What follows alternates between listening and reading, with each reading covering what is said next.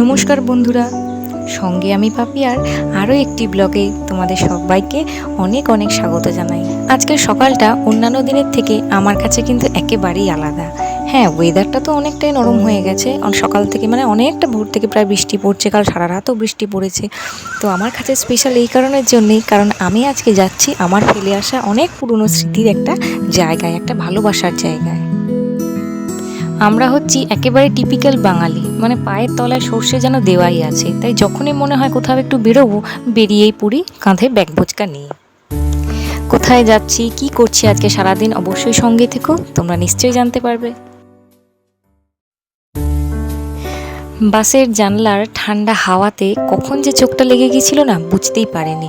দেখতে দেখতে 150 কিলোমিটার কিন্তু পার করে চলেও এলাম। আর চোখটা খোলা মাত্রই দেখতে পেলাম আমার সেই ফেলে আসা পুরনো জায়গা, পুরনো ভালোবাসা, পুরনো স্মৃতি, সব কিছু চোখের সামনে যেন স্পষ্ট ভেসে উঠল। হ্যাঁ, এই তো সেই গঙ্গা। বিয়ের আগে বহুবার এই জায়গা দিয়ে আমি গেছি আর এসেছি। চলে এলাম আমার ফেলে আসা শহর, ভালোবাসার শহর, আমার কলকাতাতে। বাস থেকে নামার পর অটোতে উঠলাম। অটোতে কিছুক্ষণ যাওয়ার পর নেমে পড়েছি। প্রচণ্ড বৃষ্টি, এখানে দেখতেই পাচ্ছ রাস্তাঘাট একদম ভিজে।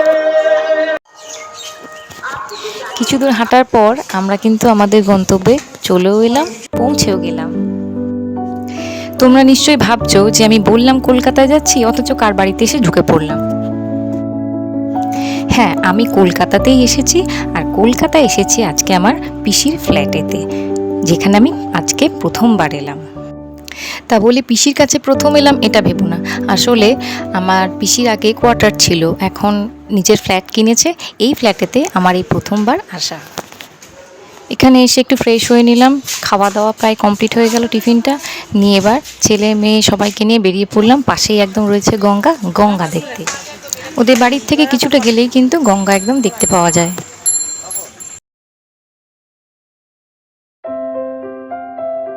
কিছুটা হাঁটতে হাঁটতে চলে এলাম একটা অনেক পুরনো ঐতিহাসিক জায়গায়। ঐতিহাসিক কথাটা বললাম এই কারণেই, এই বিল্ডিংটা দেখলেই কিন্তু পরিষ্কার বোঝা যায় যেটা অনেক বছরের পুরনো একটা ইতিহাসকে বহন করে নিয়ে আসছে বহুদিন ধরে।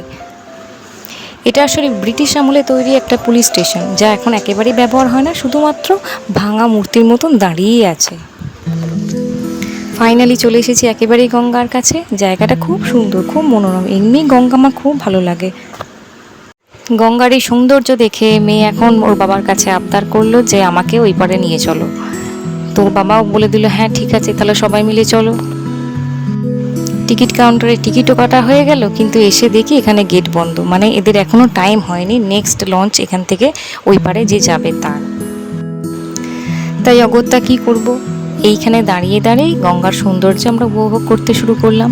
খুব মনটা ভালো লাগছিল। এমনি গঙ্গার এত ঠান্ডা হাওয়া, তেমনি চারিদিকে এত খোলা মেলা, মেয়ে তো একেবারেই আহ্লাদে আটখানা আর কি, যেন কি পেয়েছি আমি হাতের কাছে।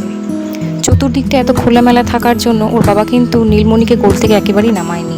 গঙ্গার ওই পারে কোথায় গেলাম, কি করলাম সব তোমাদের জানাবো নেক্সট ব্লগে। ততক্ষণ ভালো থেকো, টাটা।